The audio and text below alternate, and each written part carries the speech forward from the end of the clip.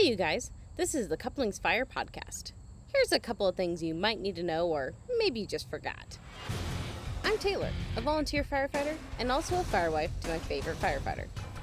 Join me as I talk anything and everything fire related. I don't claim to be an expert. I just love to talk fire, and everything I say is my own opinion.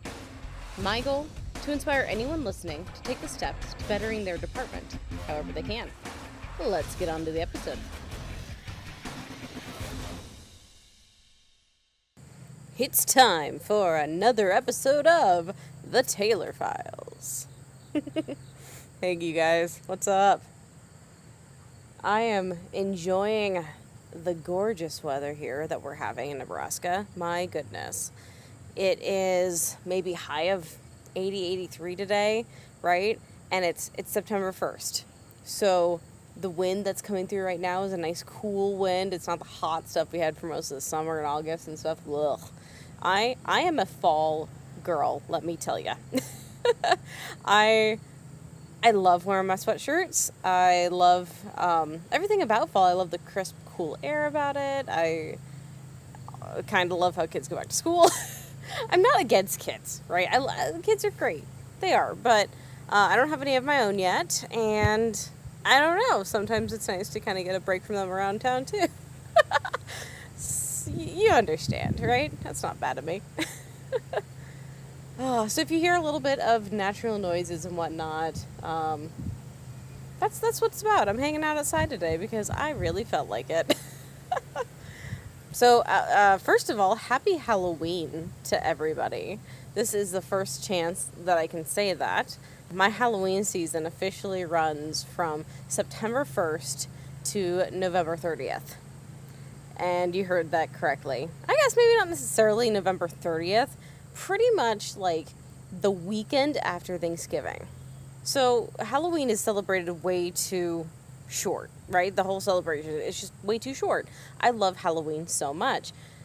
I'm a sucker for horror movies and murder mysteries and stuff like that. And just, I say something Halloween, I love it. Like, what was it? Spirit Halloween had their competition going on. I don't know if they're still doing it or not, to be like their chief spirit officer. And part of me is like, I should totally try for that, right? No, I love Halloween so much. I have probably 3 times as many Halloween decorations as Christmas decorations. And I have a lot of Christmas decorations. The kids used to be scared to come to our house because I would set up the front yard and the porch and everything so freaky. This one year, I made this guillotine, and it didn't actually work, right? But you had to stick your hand through the hole to get to the candy, and kids were so freaked out. Like, they wouldn't do it, and, like, parents were like, I love your house, I think it's awesome, but it's too scary, I can't bring my kids by. Oh, it was cool. It was cool. Anyway, so yeah, it's too short of a time to celebrate Halloween just in October, so, so there's the whole September 1st to November, to the end of Thanksgiving, basically, and once Thanksgiving weekend comes around, it changes, all the decorations in the house change from Halloween to Christmas, and that's Chris's deal. Chris loves Christmas. He had this idea, because we used to own this gorgeous Victorian home. It's so huge. And his goal was one day to fill every single window with Christmas trees, with lit Christmas trees. And we were starting to make our way there. I'm pretty sure we had 5 or 6 Christmas trees. So, if that tells you where Halloween's at for me. Anyways, getting off of that, happy Halloween. I probably won't say it again until it gets closer, but I'm just so happy to finally be able to say it to people. So, when I do these solo episodes, well, really for a while, I don't want to speak to Chris's journey through entering a career world in the fire service, right? But I want to touch on points that I'm seeing from my side of view.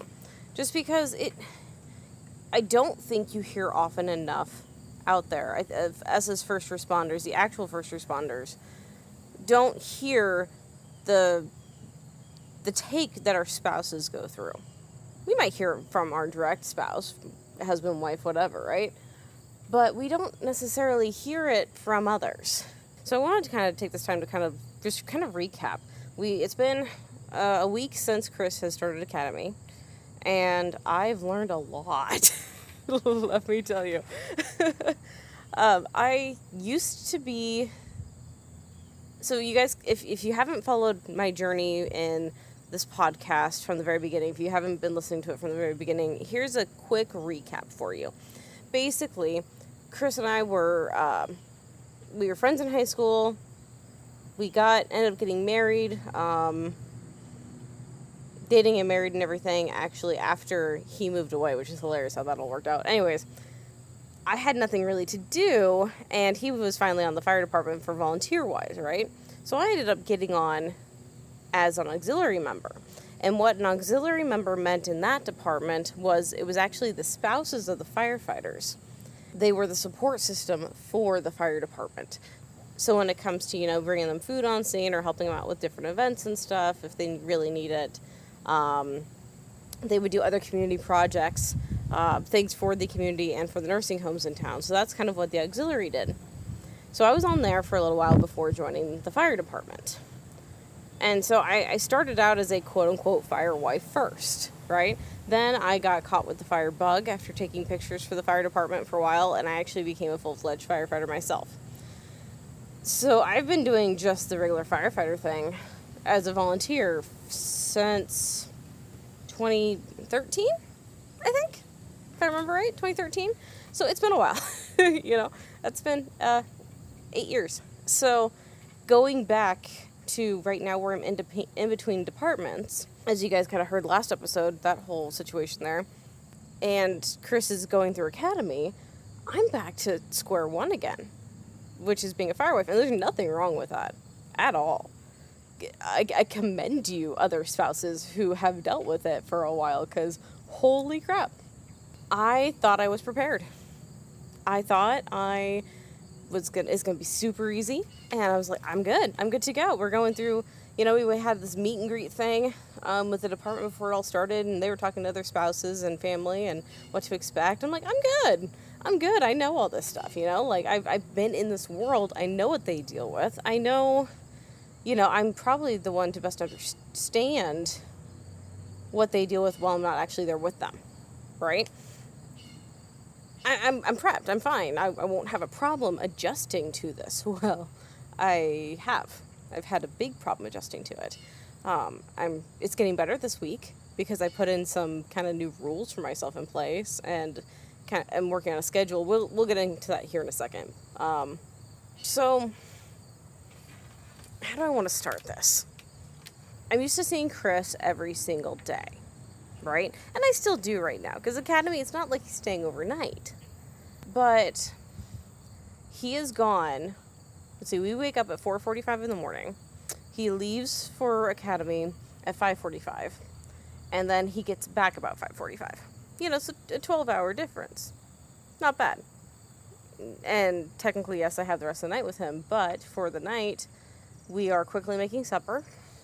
And then the entire rest of the time, which is probably about 2 hours after supper, it's usually spent studying. And I mean, it's working well. He's doing well on his tests, so that's fantastic, but it's basically eat, study, shower, bed, and then do the same thing the next day.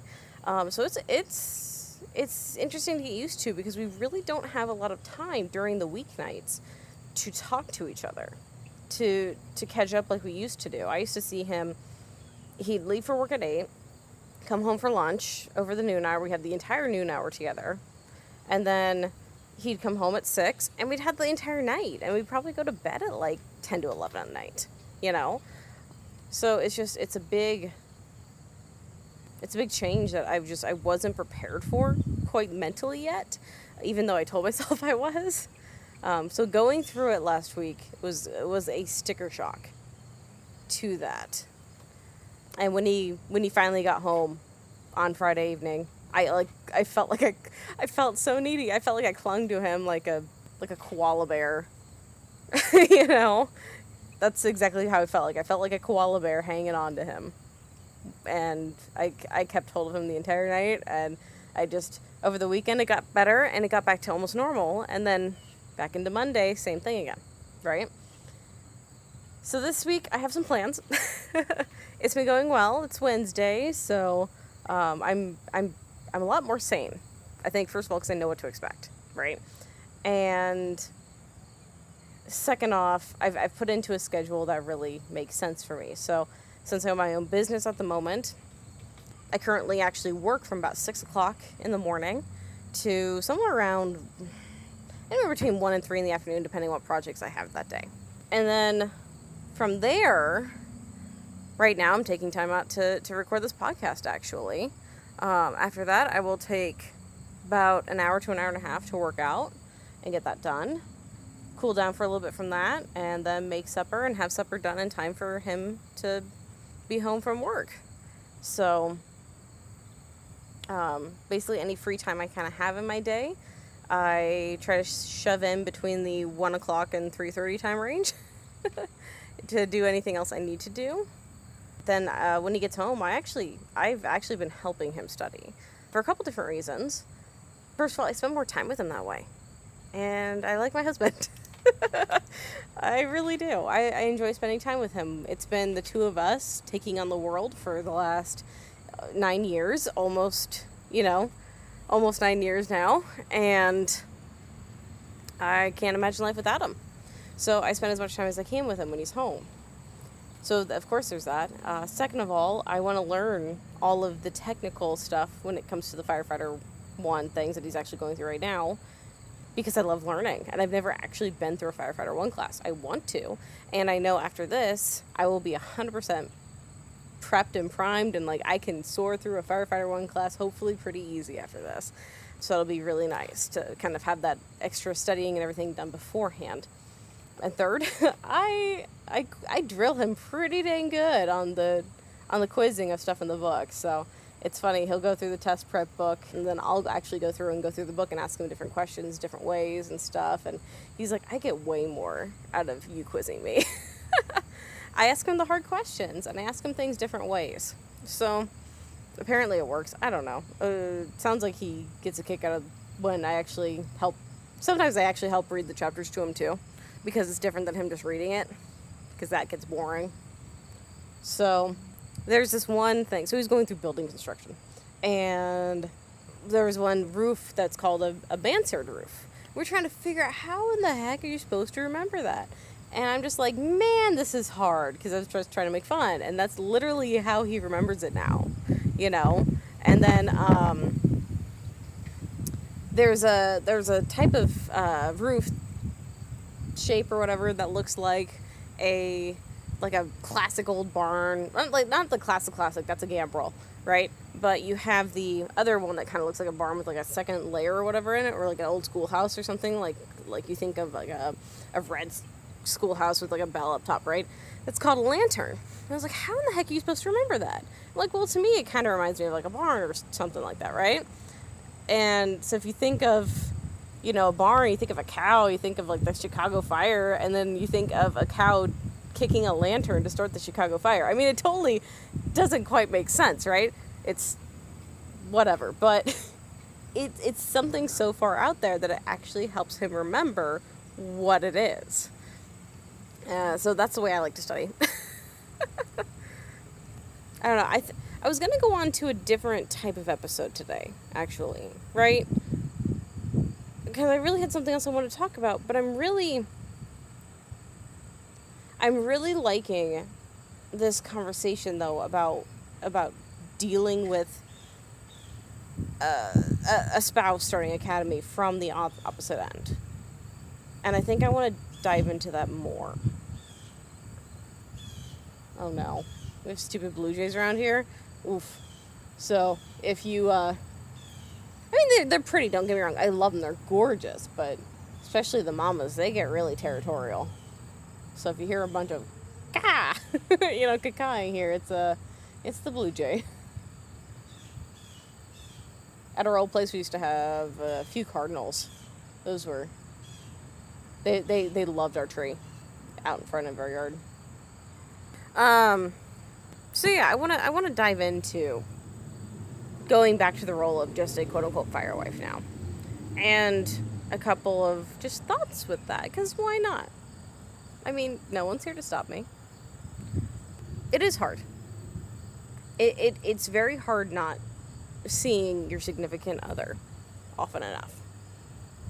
And I think it would be different if I actually had a job outside of the house right now. And maybe that'll happen in the future, right? But at the moment, I got what I got. But I really notice his absence when I'm home. And I honestly applaud anyone who has kids and who's going through this right now or has gone through this, because you guys are rock stars. I know I could do it if I needed to, but I can imagine how difficult it is to raise kids, to shuffle around kids, to figure out, how do you explain to them what's happening? How do you explain where your mom and dad is, depending. That must be tough. Because if I'm just having problems by myself, like, oh man, having a couple of little ones around to, like, granted, it probably keeps you busy too, where you don't necessarily have the time to think about it either, but you miss them because your spouse is going to miss things when they're at work. And that goes for any work, but when it comes to the first responder realm, they're going to be gone for longer periods of time. So I actually think I'm going to enjoy it more when he goes to 24-hour shifts, because then at least on his off days, I'll get to see him the whole day, right? Like, it's not like he's going to be on for a full 24 hours for all the week. No, it's going to be like a day here, a day there, like the schedule he's on, it's going to fit to that, and I'm going to be able to see him more often, actually. And I think actually get better quality time with him on his off days. And I think it's going to be easier just through the 24-hour shifts, because I can throw out a text, and I can maybe not expect something right away. I'm not going to be one of those people, but, I can expect when he has time, he can be like, oh, hey, just respond and whatnot. Whereas in Academy, I do my best not to text him or anything. And even if I do, it's not like he can text back unless it's lunch hour or he's on his way back from work. Work, Academy. It's been kind of funny. We've been kind of debating, do we call it school, work, or Academy? It is work. So, no, it's... I thought I knew what to expect, and I didn't quite expect this somehow. And I'm wondering in the future how I can help future spouses, significant others, go through the same thing and actually start out on a better foot than I did, because I got cocky. And then when you get cocky, then the next step you take, and if something goes wrong, it's like a huge hit in the gut, and it actually hits worse than if you were worried about it in the first place, I think. So let's go on to because I'm just kind of letting my brain go wherever it wants to go today. How about the whole term firewife? Some people don't like that term. Some people think it's...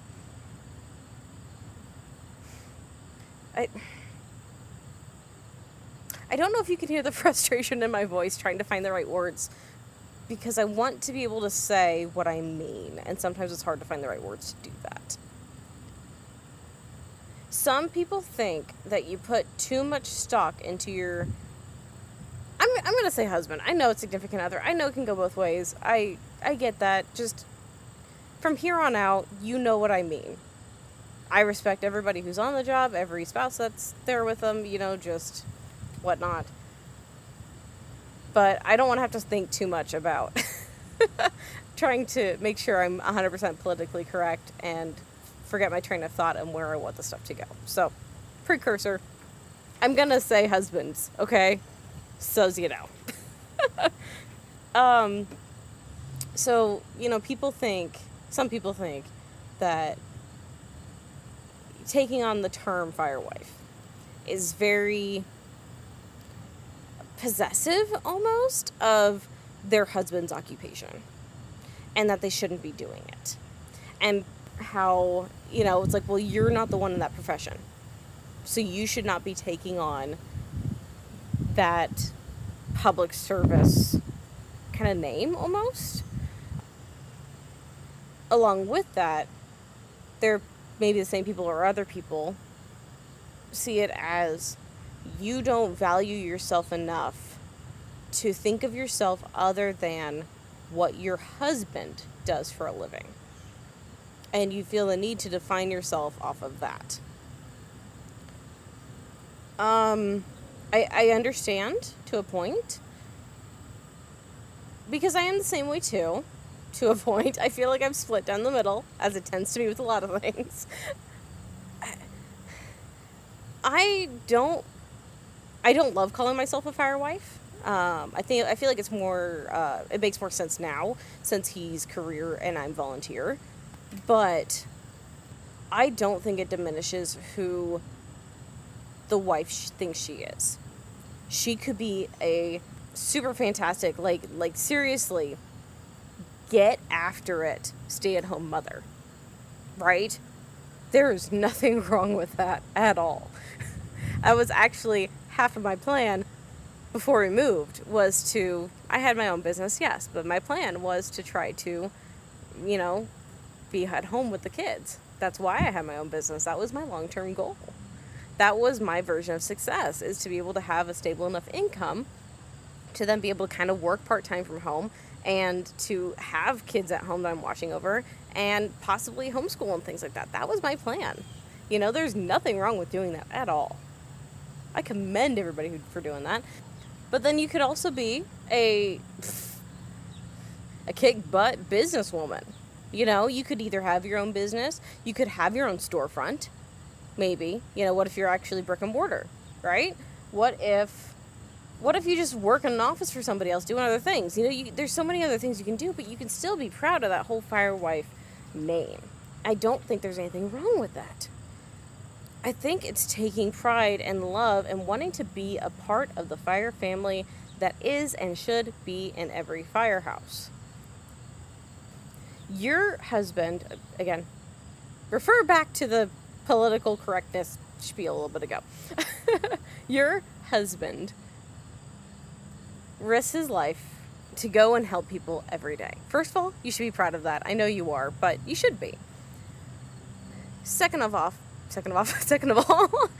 he trusts everybody else on his crew to be there for him. Right? They're meant to help him in his hardest times.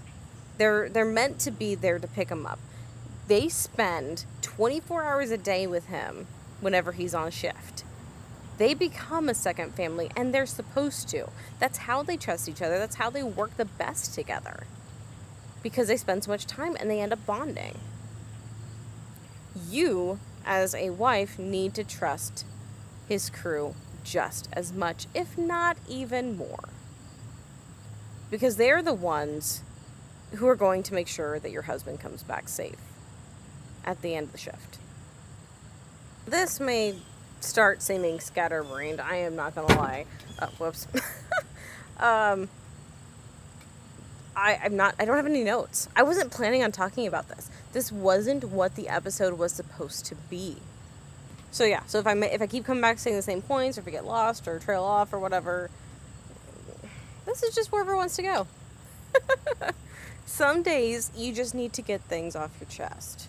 And some days something is tugging at you to speak about something, and you don't know why. And it'll make sense someday, and you'll find out later, or maybe you won't.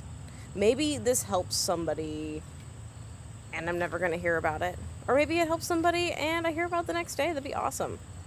Whatever way it is, I feel really pushed to keep talking about this today. Maybe I just need to get it off my chest because it's bothering me so much. So yeah, when it comes to the firewife term,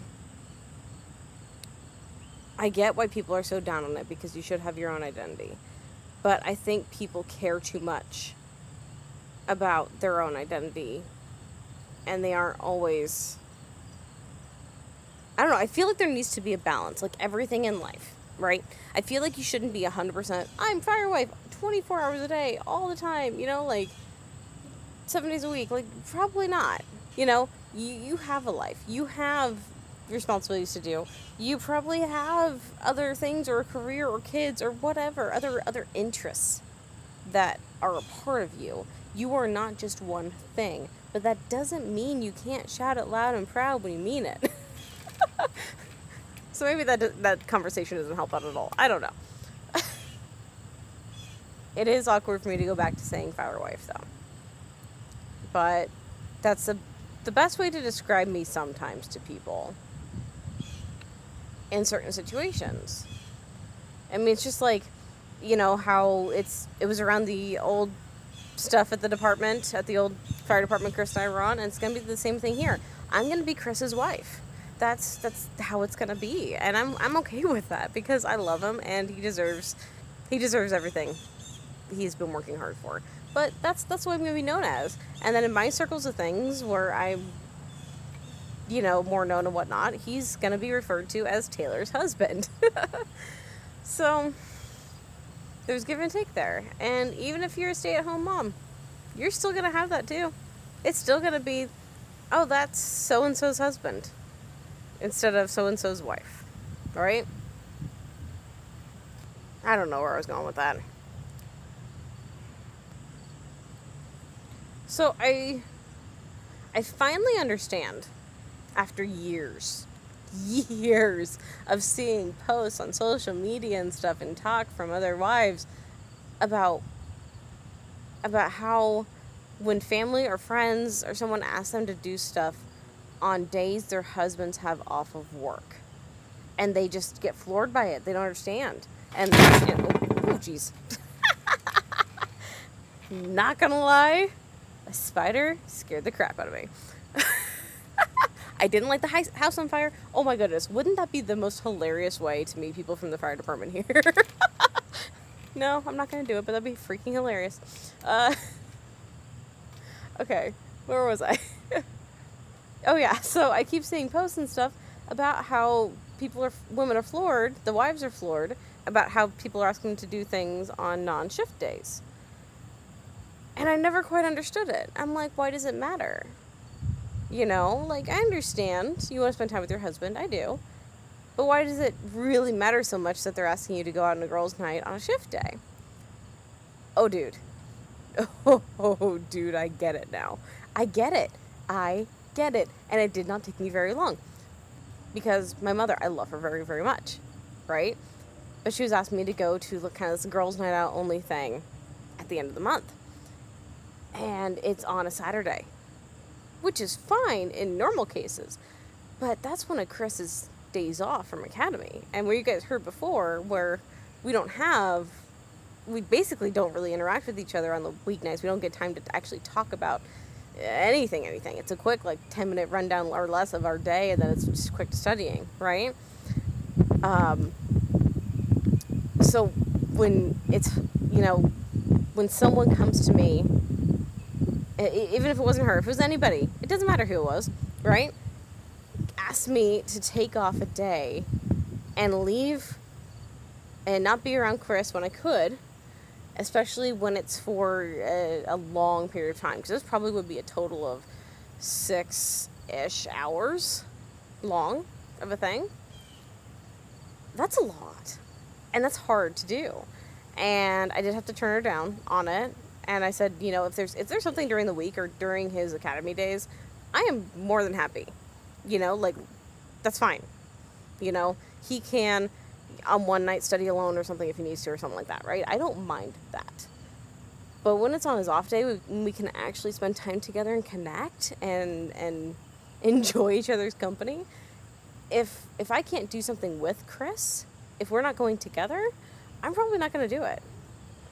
I'm hoarding that time with him as much as I can. So, no, it took me a long time. I couldn't understand why people freaked out about it, and I haven't been on this side of things that long, but it came up that quick where I understand. I don't know what to talk about next. I don't know if I should keep going. I don't know if I should leave it for another time. I don't know how far into this I want to get. I don't even know if I have anything else to actually really say on this topic even. There's so many thoughts coming to my brain right now that I never thought about. And it's weird for me to be in that spot because I haven't been in a spot like this. I haven't been in a spot where so many ideas, so many thoughts are coming to my head. It's such a new territory. I haven't been there since when I first decided to become a firefighter, right? I think that was the last time I felt like this. Because it was so much. It was overwhelming information thrown my way, overwhelming sense of almost duty, right? But even, I mean, it translates straight over to the stuff I'm feeling right now again. Just, I don't know how to take it. I don't know how to feel. I have so many mixed emotions about it. I absolutely love that he is taking advantage of these opportunities of what he's worked so hard for, right? It's amazing. I asked and prayed for this, and we worked hard together to get him to get him hired, right? He put in a lot of work, and I was right there with him, helping him study, helping him train physically for the tests and stuff like that, making sure he was all good on his interview skills, right? Running through, because my brain works in those ways where I'm very organized and I'm very able to, okay, this is, you can't come up with canned answers for an interview, right? You need to dig deep down and figure out your why. Why are you doing this? And if all of your answers are 100% true and like truthful to who you are inside, if you don't get the job, that's fine, because you told the absolute 100% honest to God truth about yourself, right? You are giving them you on a platter, right? And you feel so much better about it in the long run. I mean, so many people just try to go out and find the quickest answers, what people want to hear, what you should say for different interview questions, and that's not the way you do it. That's not how you do the right thing for you. That's not how you do the right thing for your family, and that's not how you do the right thing for a department you want to be on. This episode's not about interviews, but we worked hard for this. It was a lot of long nights, a lot of stressful nights and days, and it was a long process, because anyone who knows the fire hiring process knows it's not short, but it's so worth it in the end. Even if it takes you many, many, many times, many different hiring cycles to get on, it is worth it when you finally do. And I'm happy for him for getting it, because he deserves every bit of it. But it is more stressful than I anticipated on me, even though I don't have skin in the game. I shouldn't feel stressed. That's what my brain's telling me, right? My brain is saying, Taylor, you should not be stressed about this. You don't have to change anything. You're not the one who's going through this. You're not the one who's going through the physically demanding training. You're not the one who's going through and having to ace these tests. Your butt's on the line. It's his. It's not yours. I know that. But for some reason, the other part of my brain won't let that be. I feel so stressed all the time right now. And not getting that usual relief from really enjoying my husband's company at the end of the day right now is very honestly one of the most difficult things I've ever had to do.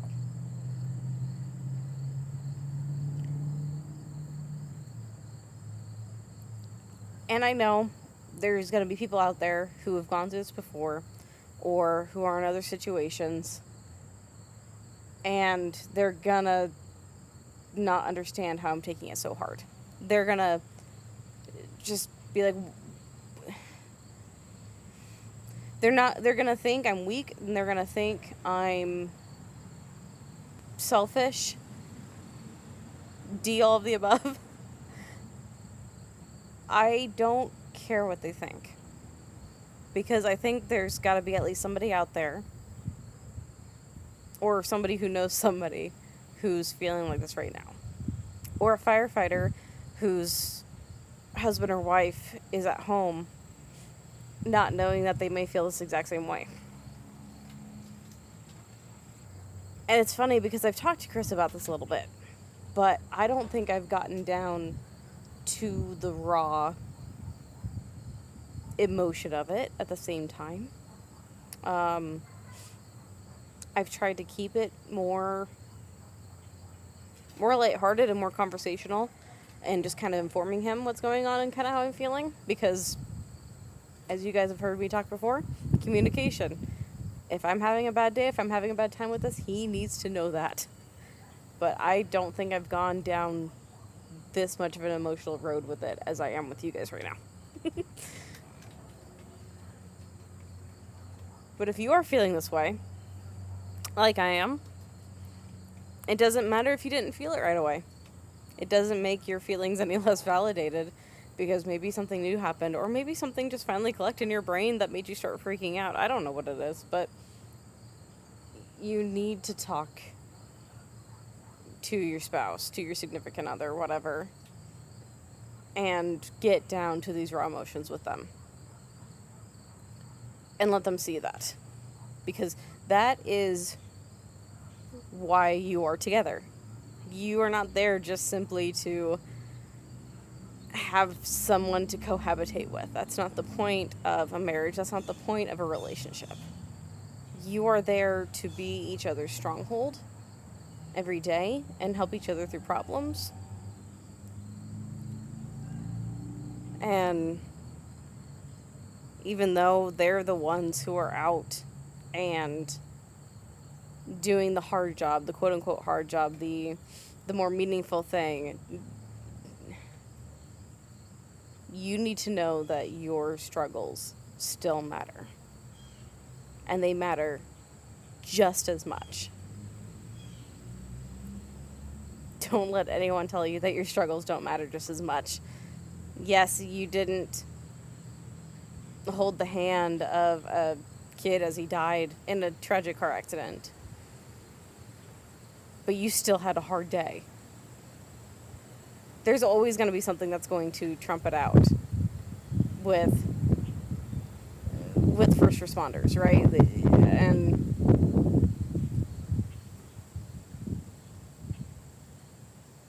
that shouldn't matter.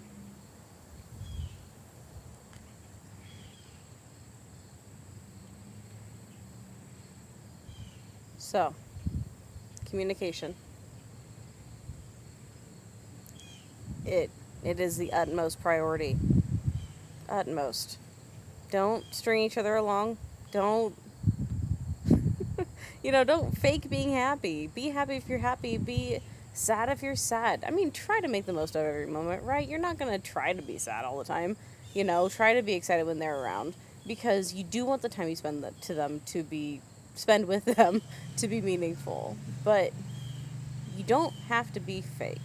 And if they think you're happy, if you act like you're happy, if you never tell them what you're actually feeling, they're going to assume that everything is perfect and happy and not a care in the world. And you know what? I don't know for a fact about this. This doesn't come from any expert advice, right?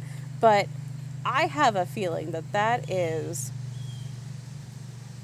the biggest contributor to firefighter divorces, to first responder divorces, is someone like me being in this situation, freaking out, not used to this, not liking it, putting up with it for a while, trying to put on a good face, let's say. I'm not going to do this, but going on, stringing this issue on for years, thinking I can handle it, and thinking I can basically handle it alone, or with maybe a few friends or people out there, thinking that it'll all work itself out, and things will be okay. Maybe the next promotion will make it easier, maybe, we decided he was spending more time at home now or something like that, so it'll make it easier.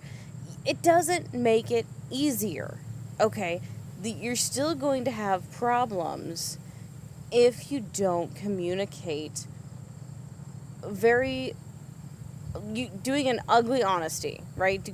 The down deep into your core and just very blatant exactly how you're feeling. You can't skirt around this stuff. you have to get down to those dirty details. And, that, like I said, that doesn't come from any expert advice. That doesn't come from any experience. I don't know anybody who's actually been a first responder and got divorced because of the first responding stuff. This is just coming from the problems that I know that I have with my husband. The problems that I know that my friends have with their husbands and spouses. The problems that I know my parents have had with each other. Other relationships I've grown up around, I've lived around. I've been able to pick up on some of the flaws. And we all have flaws in our relationships. And you're kidding yourself if you think you don't. Right? But one way we can minimize some of those is by being brutally honest to each other. And it's not something that you're going to go say nasty things or whatever to each other, like, I hate how you always do this, and I hate this, and why do you do this? That's not the kind of honesty I'm talking about. I'm talking about just honestly how you're feeling and being able to make an attempt at least to understand their side of things in a real way. Not just say, like, oh, I understand, or yeah, I understand where you're coming from, but, like, truly understand and put yourself in their shoes for that.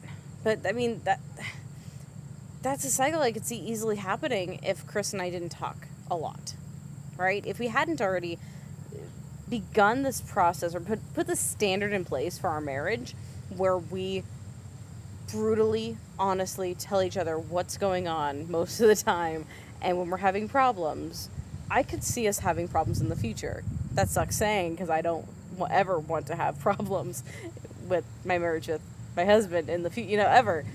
But it could have easily gone that way very quickly. With as quickly as I got freaked out about this whole new situation I'm living in, yeah, it could have. So I can't stress that enough, you guys. I can't stress enough how important it is to talk.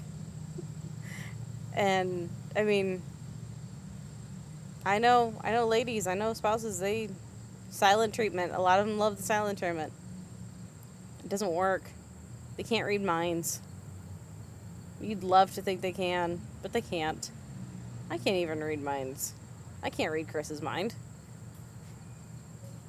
We don't ever really have any big fights, but there's a lot of little confusions or little upset annoyances that happen. And it's just because we didn't tell each other everything. That's all it was. It turned into way more. I think that's where I'm going to end it out on this episode. Because I thought it was done a long time ago, and apparently I wasn't. Apparently I really need to get something off my chest. And I don't know, I hope you guys understand, and I hope if you take anything away from this, it's that, you can try to be as prepared as you want to be, but you're not always going to be prepared for every situation. And it's going to take a lot of work, and it's going to take adjusting and getting used to, and it's going to take communication, and if you're in a good spot right now is the perfect time to start implementing those safeguards in place, those open lines of communication, those safe spaces for each other, those carved out expectations and carved out time to spend together. Because if you wait until you're in a bad spot, it's going to be so hard. You can do it, but it's going to be very difficult. If we didn't already have this in place, it would be a nightmare right now. All right. This episode was actually going to be a fun and funny episode, right? Like, I had a great topic for today. And there's that stupid blue jay again. But I know it got a little serious, a little deep, a lot deep, actually. But it's apparently what I needed to talk about today. And that's how things go. Not always as planned, but what we need. So All right, I will talk to you guys on the next episode. Go ahead and give me a follow on social media. I am on Facebook and Instagram at Couplings Podcast. No, geez, Taylor, come on. At Couplings Fire Podcast. If you're ever on Clubhouse, you can find me on there at Couplings Pod. Let's see. Email is couplingsfirepodcast@gmail.com. Come chat. Come interact. I'll talk about anything. I'll talk about firewife life. I'll talk about actual firefighting. I love talking about intricacies and tactics and I love talking about back end stuff, PR stuff, recruitment stuff. I'm not super knowledgeable on nozzles and things, but I'm learning. So there's that. But anything anyone is up to talk about, give me a shout. I'm happy to have a conversation with you. Until next time, I'll see you on the next episode. Bye.